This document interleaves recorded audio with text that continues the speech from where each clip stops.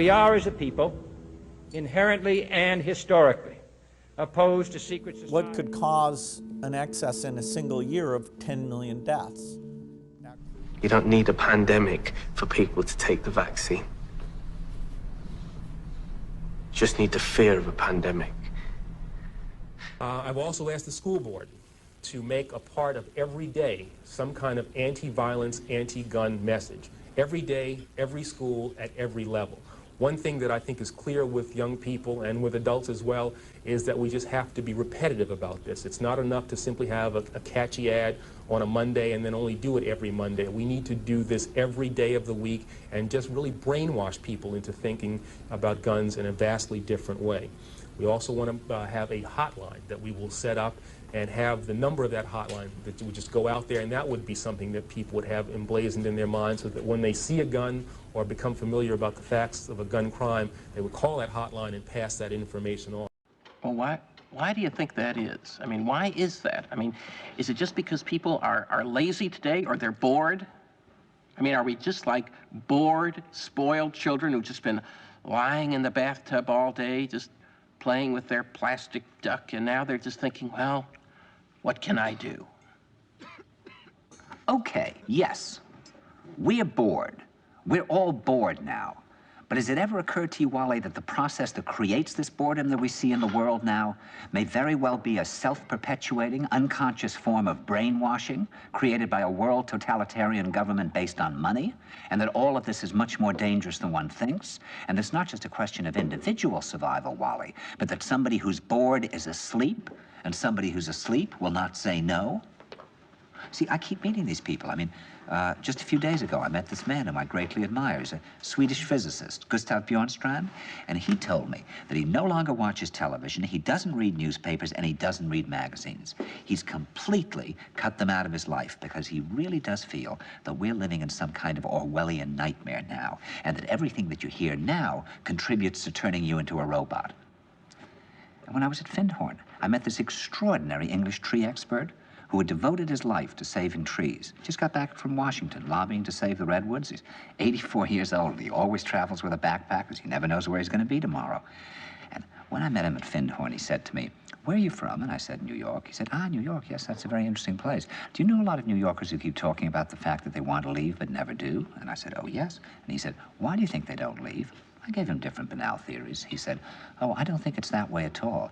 He said, "I think that New York is the new model for the new concentration camp, where the camp has been built by the inmates themselves, and the inmates are the guards, and they have this pride in this thing they've built. They've built their own prison, and so they exist in a state of schizophrenia, where they are both guards and prisoners, and as a result, they no longer have, having been lobotomized, the capacity to leave the prison they've made, or to even see it as a prison."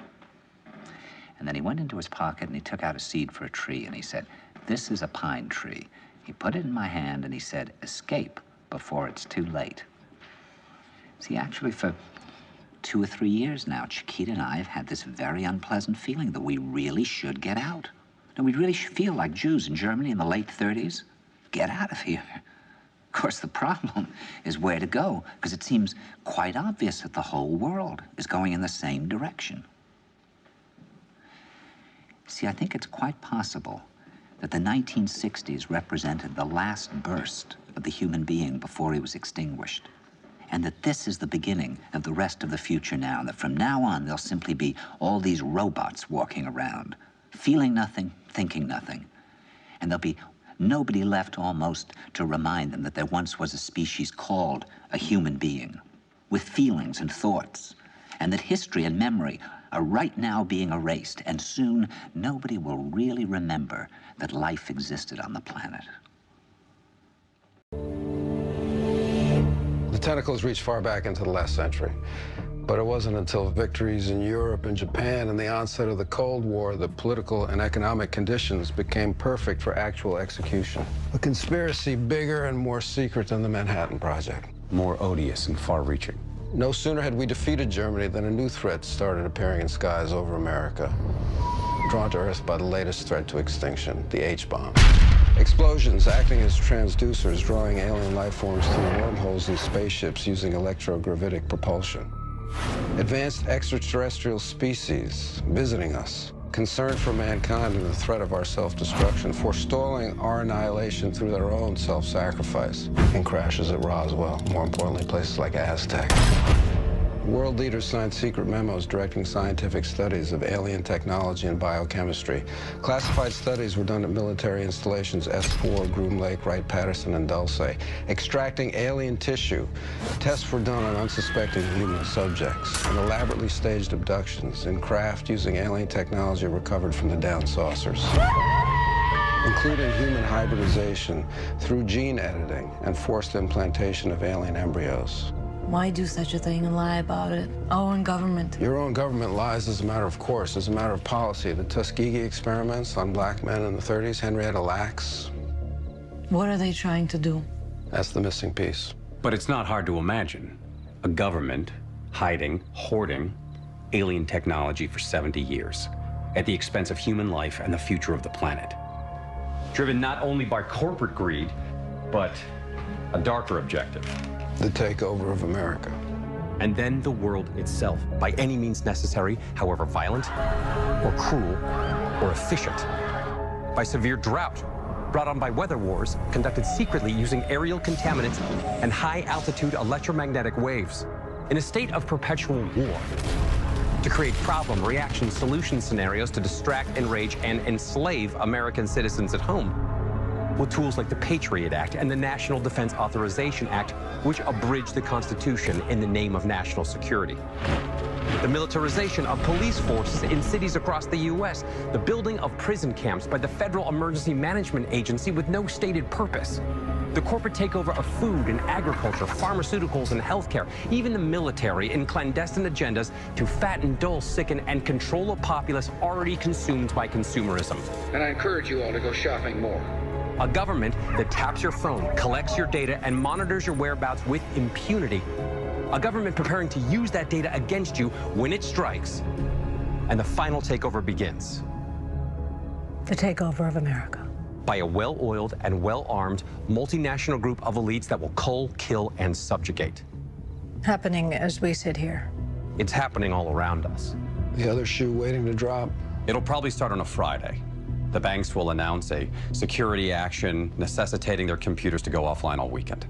Digital money will disappear. They can just steal your money? Followed by the detonation of strategic electromagnetic pulse bombs to knock out major grids. What will seem like an attack on America by terrorists or Russia. Or a simulated alien invasion using alien replica vehicles that exist and are already in use. An alien invasion of the U.S. The Russians tried it in '47. You can't say these things. I'm going to say them tomorrow. It's fear-mongering, claptrap, isolationist, techno-paranoia, so bogus and dangerous and stupid that it borders on treason. Saying these things would be incredibly irresponsible. It's irresponsible not to say it. Especially if it's the truth. Lead in shaping a new world order for the 21st century in a way consistent with American interests.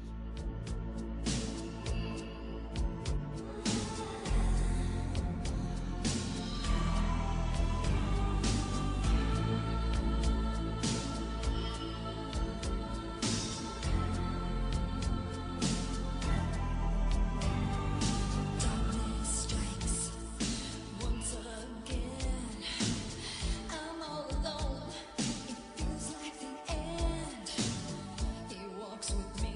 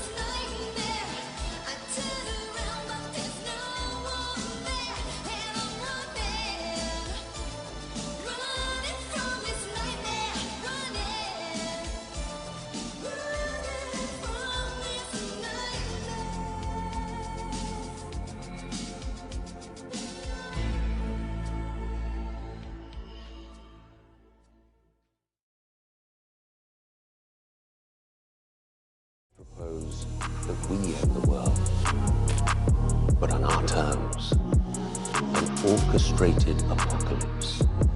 One that will cleanse the earth of its population but leave its infrastructure and resources intact. It's been done once before, with great success. And when it's over, we will emerge onto a cleansed earth, one that we can then reboot in our image. Be strong in the Lord, and in the power of his might. Put on the whole armor of God, that ye may be able to stand against the wiles of the devil. For we wrestle not against flesh and blood, but against principalities, against powers, against the rulers of the darkness of this world, against spiritual wickedness in high places. Wherefore take unto you the whole armor of God,